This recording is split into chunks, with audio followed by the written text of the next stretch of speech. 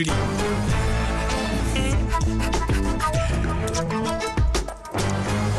presque de l'info, c'est la revue de presse de Nicolas Canteloup. Et tout de suite, on retrouve Mathieu Béliard pour les infos du jour. Oui, bonjour, ma chère Julie. Bonjour, bienvenue sur Europe 1. Europe 1. Regarde le monde changer et regarde la France gagner. Car c'est l'info du jour, vous avez compris. Cette large victoire, très large victoire 1-0 de la France contre l'Allemagne. Et sans vouloir alimenter la polémique, encore une fois, Mbappé n'a pas fait de passe à Giroud. Vous devrez noter. Bon, ok, les mauvaises langues diront qu'il n'a pas joué. Mais quand même. Allez, l'autre info. C'est Thomas Pesquet, on va partir dans l'espace, qui aujourd'hui va sortir justement dans l'espace pendant 6 heures pour dérouler un panneau solaire. Oui, prendre 6 heures pour faire que ça, dérouler un panneau solaire. En plus, ils sont à deux. En fait, c'est un employé municipal, c'est de l'espace, le gars. Hein. C'est pas autre chose. Et puis, l'autre info, l'info culture, c'est la sortie du film 5e set avec Alec Lutz, l'histoire d'un Français qui réussit, c'est pas facile à dire, l'histoire d'un Français qui réussit un exploit lors d'une compétition de tennis. Et oui, vous l'avez compris, Julie, chers auditeurs, c'est de la science-fiction. C'est le Star Wars du tennis. Il met des balles dans le cours. Vous imaginez, le gars, il met des balles dans le cours. Il est français et il réussit les services. Bref, les effets spéciaux, vous l'avez compris, dans ce film sont dingues. Voilà, 5e set, sorti aujourd'hui en salle climatisée. Bon, on ne va pas être lourdeau, mais il y a quand même une séance au Gaumont, en Parnasse, à 10h45. Il y en a une autre à 13h15. Sinon, 5e set, c'est aussi au pâté d'Ivry à 14h30. Sinon, non, mais il y a une séance aussi au cinéma Le Village à 20h45. Voilà. C'est vous qui décidez dans quelle salle. Bien sûr que c'est vrai. Ils sont assez fous pour avoir bien écrit ça. Bravo les gars. Et puis on l'a appris hier, les textes étaient déjà écrits du coup. Et puis on l'a appris hier dans le point.fr. C'est toujours bizarre ce nom, le point.fr. Le point.fr. Mais bref, c'était leur info exclusive d'hier. Europe 1, tenez-vous bien, chers auditeurs. Europe 1 s'allie au groupe Canal+. Un rapprochement va se faire entre les émissions et ça, on trouve ça super, génial à la rédaction. D'ailleurs, voici un extrait pour vous en exclusivité sur Europe 1. Un extrait de la saison prochaine. Ah, tiens.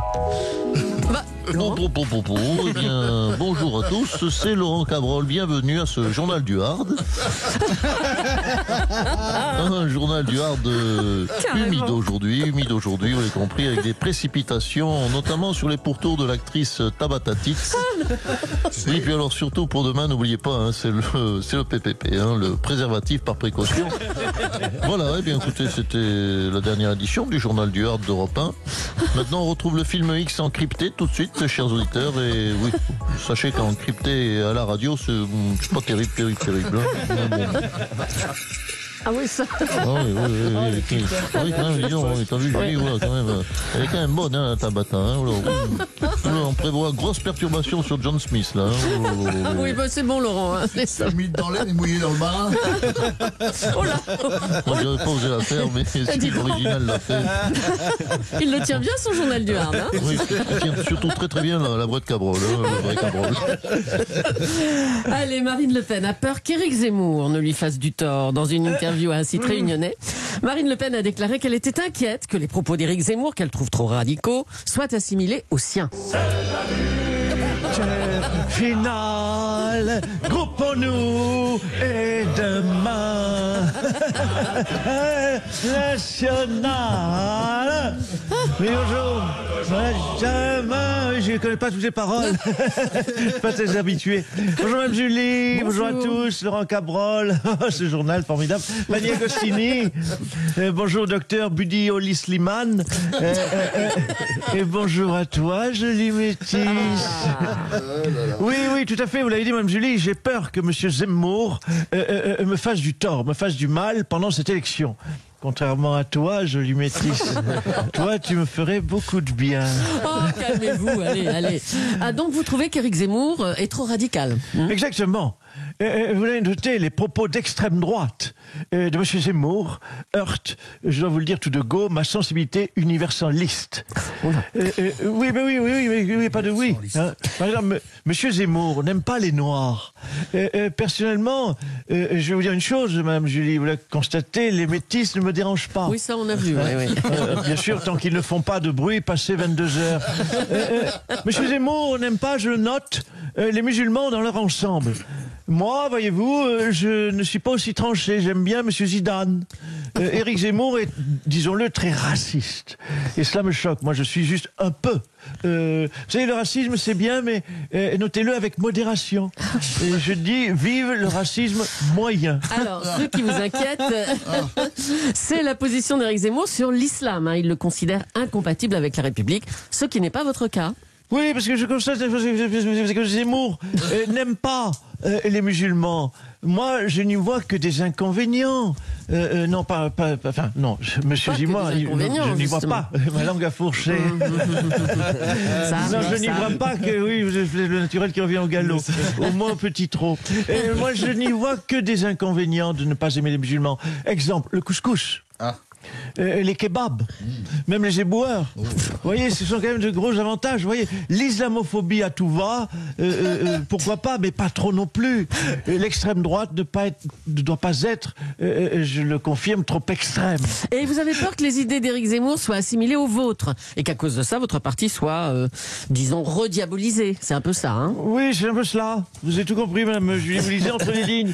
Je ne me suis pas débarrassé, entre vous et moi, du vieux, de papounet, la gégène, pour que le farfadet du Figaro vienne me dégueulasser toute ma stratégie marketing. Non, je tiens à ce que les gens se rendent compte que l'extrême droite de M. Zemmour, c'est trop. Voilà. Je ne veux pas qu'elle passe. Je suis prête à faire barrage, je vous le dis, ce matin sur Tantelle, je suis prête à faire barrage à l'extrême droite. Mais c'est vous l'extrême droite, Marine. Oui, mais non, plus maintenant. Voilà, maintenant qu'il y a pire que moi, je deviens la droite toute simple. Ça, parce que voyez-vous, il faudrait le dire à vos éditorialistes politiques, M. Baitou et tous la rédaction. Et ça décale tout, voyez-vous. Emmanuel Macron donc devient le socialisme quelque part. Le PS devient le communisme. Jean-Luc Mélenchon devient le stalinisme soviétique tueur d'enfants. Non, certes, Éric Zemmour m'inquiète, mais en attendant, il me donne l'air beaucoup plus respectable, n'est-ce pas? Merci beaucoup. J'en prie. Merci Marine Le Pen. On parle maintenant de l'Angleterre qui décale d'1 mois son déconfinement. Et voilà, bien fait pour ta gueule, Boris Johnson. Oh, mais calmez-vous, Bruno Le Maire. Non, je me calme pas. Il a voulu nous emmerder avec ses saucisses. Mais c'est toi la saucisse, Boris Johnson. Il commence à me courir sur le haricot, le roast beef coiffé comme un dessous de bras. Oh là là là là. Oh oui, bonjour, c'est Stéphane Bern. Courir sur le haricot. Les Anglais sont des roast beef et coiffés comme un dessous de bras. Voilà, dans une seule et même phrase de Bruno Le Maire, j'ai une semaine d'expression à la con à décoder pour des éditeurs d'Europe 1. Savez-vous qu'en Angleterre, coiffé comme un dessous de bras se dit to have, the air like a foufoune. Oh, mais non, mais arrête. Non, mais c'est pas vrai. Bon, merci C'est pas Stéphane. mal pour mon Jean du Hard aussi. Oui, non, allez, on arrête là, hein, Stéphane, c'est bon. Bruno Le Maire, on revient à vous et on revient à l'Angleterre qui décale d'1 mois son déconfinement, disais-je. Voilà, mais voilà, messieurs les Angliches, messieurs on est les plus forts, c'est ça, tu parles. Vous avez reconfiné alors que nous, en France, tout est ouvert, on fait des dérogations au couvre-feu, les bars sont bondés de monde qui regardent les matchs de foot et se prennent dans les bras quand il y a un but. Voilà, c'est ça la France. C'est pas mal, hein. Mais si ça continue, si on continue de faire ça, dans 1 mois, on va reconfiner aussi, hein. Les Anglais ont toujours eu un mois d'avance sur nous, en fait. Ah oui. Bah oui. La flûte. Bah voilà. Oui, c'est pas faux. Vous voulez dire qu'il va falloir encore que j'aide tout le monde et que je sois de gauche à donner des sous partout. Oui, bon, alors du coup, faites attention les gens. Respectez les gestes barrières, bon sang de bois. J'en peux plus, moi, d'être de gauche et de filer le pognon à tout va. Bon courage, Bruno Le Maire. À bientôt. Allez, on va parler du match quand même. Les Bleus ont donc gagné. Didier Deschamps, bonjour et bravo. Oui, bonjour. Oui, effectivement, oui, je crois que...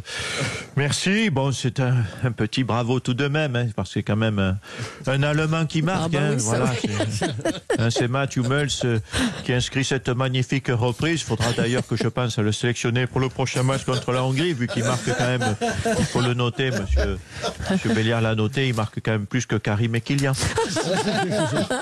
Alors, vos joueurs souhaitaient mettre un genou à terre en signe de protestation contre les discriminations.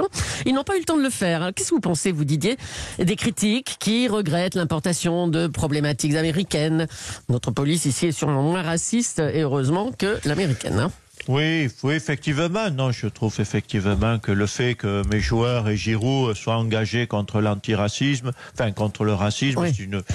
est une bonne chose. Hein. Maintenant, bon, attention, il faut raison garder. Hein. Faut pas leur parler de Rosa Parks, de Martin Luther King ou de Malcolm X. Hein. Non, là, il y a des gros risques de claquage de l'encéphale ou de rupture des ligaments croisés des méninges. Non, attention. Mais non, mes joueurs et Giroud, ils ont entre 20 et 30 balais. Faut pas l'oublier. Hein.